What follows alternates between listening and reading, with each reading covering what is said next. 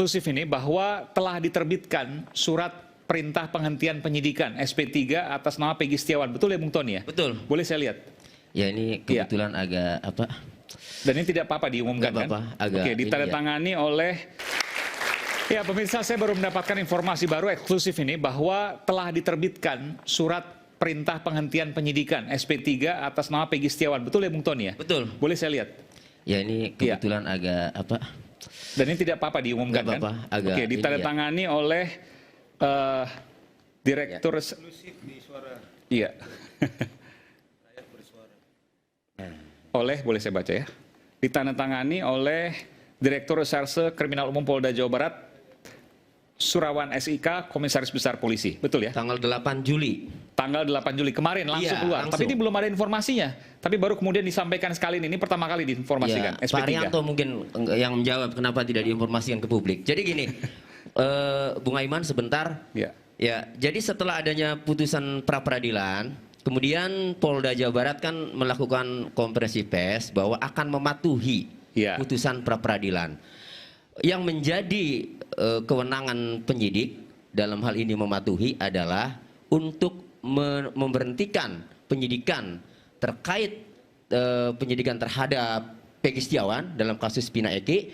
Nah kemudian yang kedua membebaskan dari tahanan. Nah kami agak lama waktu itu banyak yang menanyakan kenapa Peggy keluarnya lama, kenapa Peggy keluarnya. Kami dari pengadilan kemudian istirahat di base camp ya, kemudian jalan ke pengadilan itu untuk ke Polda Jawa Barat untuk menjemput Peggy Setiawan. Ternyata jawaban dari penyidik akan melakukan gelar perkara. Gelar perkara untuk apa? Gelar perkara untuk menghentikan penyidikan. Itu. Jadi harus dilakukan gelar perkara dulu. Makanya dalam SP3 ini dasarnya juga ada yaitu gelar perkara pada tanggal 8 Juli 2024. Oh, hari yang sama. Dan hari sama dikeluarkan langsung SP3. Betul. Hasil gelar perkara itu kemudian diterbitkanlah SP3. Itu penghentian penyidikan dan kemudian mengeluarkan Peggy dari tahanan. Itu. Oke, baik. Disebutkan dengan alasannya adalah keluar SP3 putusan ya berdasarkan putusan pengadilan. Baik. Pra peradilan itu. Baik. Jadi ini pertama kali. Jadi SP3 untuk Peggy telah keluar. Sudah keluar. Artinya jadi sudah kasus dihentikan. Peggy resmi dihentikan. Sudah. Oke. Saya ke Bung Reza. Bung Reza, Anda sejak tadi mendengarkan apa yang kemudian menjadi perbincangan kita, termasuk juga tadi dari Peggy.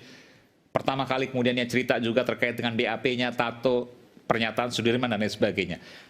Anda juga saya yakin menyimak hari demi hari proses pra peradilan tersebut. Apa yang ada di benak Anda, apa yang Anda analisis, dan kalau boleh apa yang Anda simpulkan, silakan. Supaya lapang dada saya, izinkan saya menyampaikan satu hal terlebih dahulu terkait dengan Peggy Setiawan. Di program Rakyat Bersuara inilah kali pertama secara real time saya berhadapan-hadapan dengan orang yang luar biasa ini. Kenapa saya katakan luar biasa? Di ruang sidang pra peradilan, tanda petik sudah dibuka serbaneka aib orang ini. Disebutlah Peggy Setiawan sebagai sosok yang manipulatif, sebagai sosok membohong. Tambahan lagi, tadi dia memberikan testimoni betapa dia dipukuli. Kemudian penasihat hukum juga memberikan informasi bahwa kepalanya dibungkus dengan plastik hitam oleh katakanlah oknum. Dan itu belum pernah sebelumnya diungkapkan, baru pertama kali di sini. Tapi dengan perlakuan yang menurut saya sedemikian negatif itu, mari kita kenang kembali. Dua kata yang diucapkan, memaafkan dan mengikhlaskan. Indonesia beruntung punya warga negara seperti itu.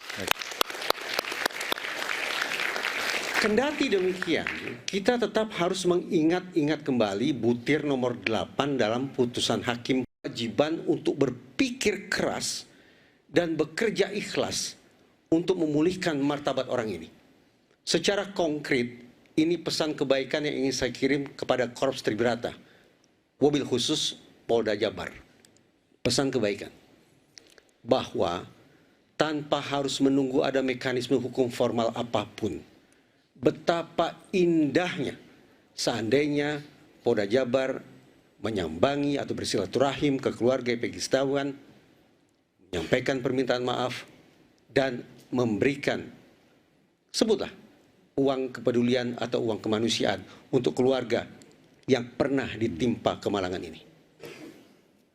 Itu poin pertama.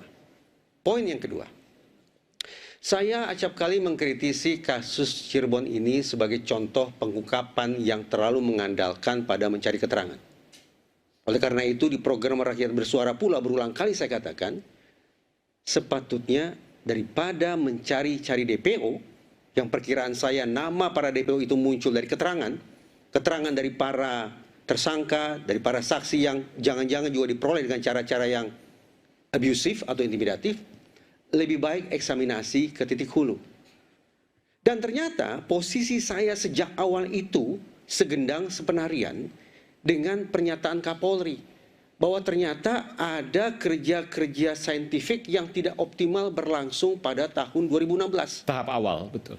Oleh karena itu, untuk menyingkap misteri kasus Cirebon, ada 3+1 bukti yang menurut saya perlu diungkap segamblang mungkin. 3 ini sudah kita bahas berulang kali. Pertama, CCTV yang tidak kunjung dibuka. Kedua, sperma yang tidak kunjung diuji DNA. Dan yang ketiga, hasil otopsi. Plus satu hal yang juga belum pernah kita perbincangkan, yaitu terkait dengan bukti komunikasi elektronik para pihak pada malam jahanam itu. Mas Aiman, peristiwa Cirebon ini dibingkai, dinarasikan sebagai pembunuhan berencana yang dilakukan secara berkelompok. Dengan bingkai sedemikian rupa, niscaya kalau memang terjadi pembunuhan berencana secara berkelompok, para pelakunya niscaya malam itu melakukan komunikasi, melakukan koordinasi tentang bagaimana mereka akan melakukan eksekusi terhadap kedua korban. Atau setelahnya mungkin. Karena itu, menurut saya, sangat penting kiranya dibuka sekali lagi bukti elektronik para terpidana untuk membuktikan ada atau tidak sesungguhnya komunikasi terkait dengan rencana pembunuhan terhadap almarhumah Vina dan almarhum Eki. Demikian pula yang sepatutnya dilakukan terhadap gawai milik kedua korban. Saya bayangkan almarhum dan almarhumah ini sebagai 2 sosok remaja yang sehat, yang aktif, yang punya banyak teman, yang sedang menikmati komunikasi via piranti teknologi. Apa yang terjadi pada malam itu sangat mungkin terpotret dari komunikasi mereka via gawai. Intinya, siapa dengan siapa, terkait apa, jam berapa komunikasi itu dilakukan. Saya ingin bertanya pada Anda. Saya ingin bertanya langsung pada Anda, mungkin adalah pertanyaan yang mungkin Anda boleh jawab, boleh tidak.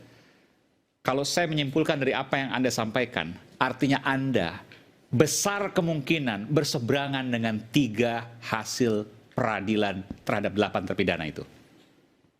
Izinkan saya untuk memilih kosakata yang berbeda. Saya tetap bertanya-tanya.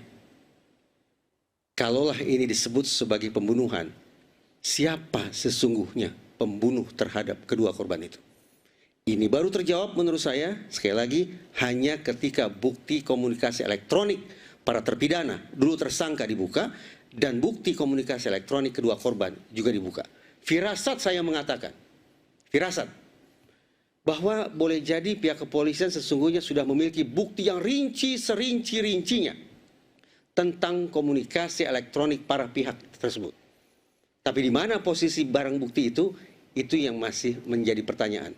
Sehingga firasat pula saya memperkirakan sekiranya barang bukti elektronik itu dibuka, semuanya dibuka, tidak tertutup kemungkinan simpulan kita tentang kasus Cirebon akan berbalik 180 derajat, termasuk nasib para terpidana. Artinya kemungkinan bebas. Kemungkinan mereka akan berubah status dari terpidana seumur hidup akan menjadi manusia merdeka.